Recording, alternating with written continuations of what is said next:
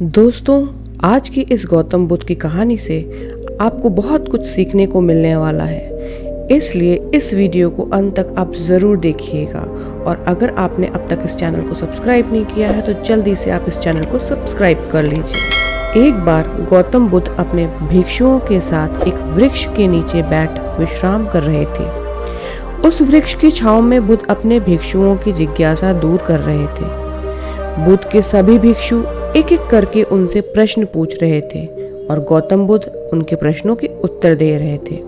बुद्ध के उन भिक्षुओं में से कुछ भिक्षु ऐसे भी थे जो कुछ समय पहले ही संघ से जुड़े हुए थे, जिसके कारण अभी उनके भीतर वह समझ पैदा नहीं हुई थी जो गौतम बुद्ध के प्रवचनों को समझ सके। गर्मियों का समय था, सूरज अपने चरम पर था और चारों तरफ धूप ही धूप थी, लेकिन उस वृक्ष के कारण बुद्ध और उनके सभी भिक्षु आराम से छांव में बैठे हुए थे।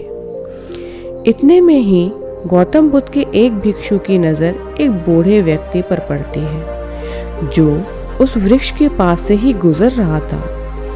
वह भिक्षु उस बूढ़े व्यक्ति को देखकर अचानक से ही हंसने लगता है। उस बूढ़े व्यक्ति की उम्र बहुत ज़्यादा हो गई थी, जिसके कारण उसकी कमर मुड़ गई थी।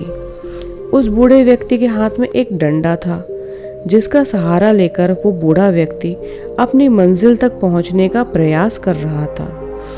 उस बूढ़े व्यक्ति का शरीर केवल हड्डियों का ढांचा मात्र था। अपने भिक्षु को हंसते हुए देख बुद्ध उससे कहते हैं कि मेरे प्रिय भिक्षु, कृपया आप हंसो मत, क्योंकि जिस व्यक्ति को देखकर तुम हंस रहे हो वो कोई साधारण व्यक्ति नहीं है, बल्कि वह व्यक्ति इसी क्षण तुम्हारे जीवन को रूपांतरित करने की क्षमता रखता है। जो आज तक मैं तुम्हें सिखा नहीं पाया, वह यह बूढ़ा व्यक्ति तुम्हें सिखा रहा है। इसके द्वारा दी गई सीख को बेकार ना करो।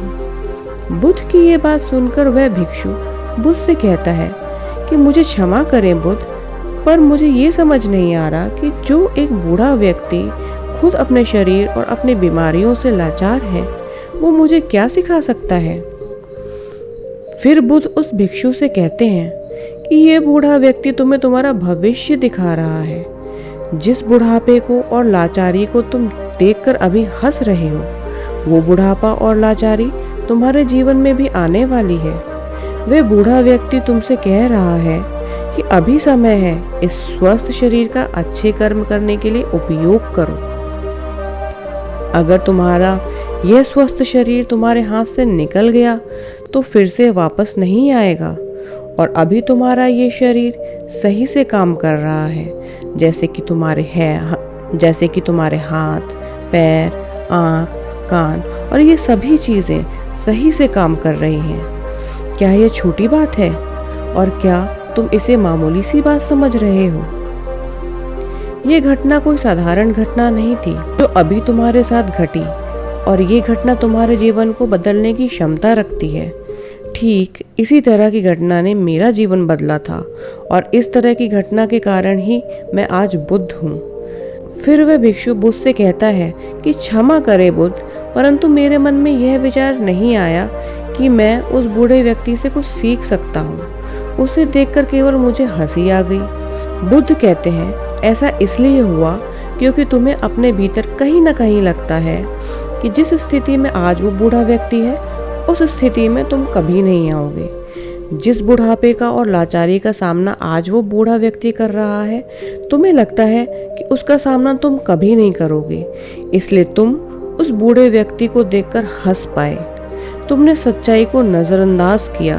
अगर तुम सच्चाई को देख लेते तो चाहकर भी अपने आंखों के आंसुओं को नहीं रोक पाते, परंतु तुमने सत्य को अनदेखा कर दिया और तुम बहुत बड़ी संभावना से चूक गए। बुद्ध की ये बात सुन वो भिक्षु बुद्ध से क्षमा मांगता है और ये निश्चय करता है कि वह अपने स्वास्थ्य का उपयोग अपने अहंकार को बढ़ाने में नहीं, बल्कि परम सत्य को पाने में करेगा।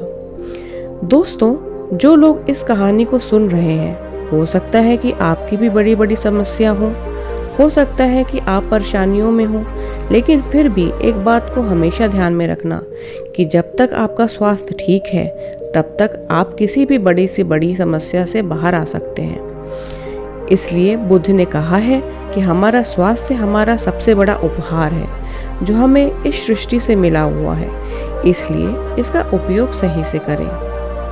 आपको ये गौतम बुद्ध की कहानी कैसी लगी, आप मुझे कमेंट में बताइए।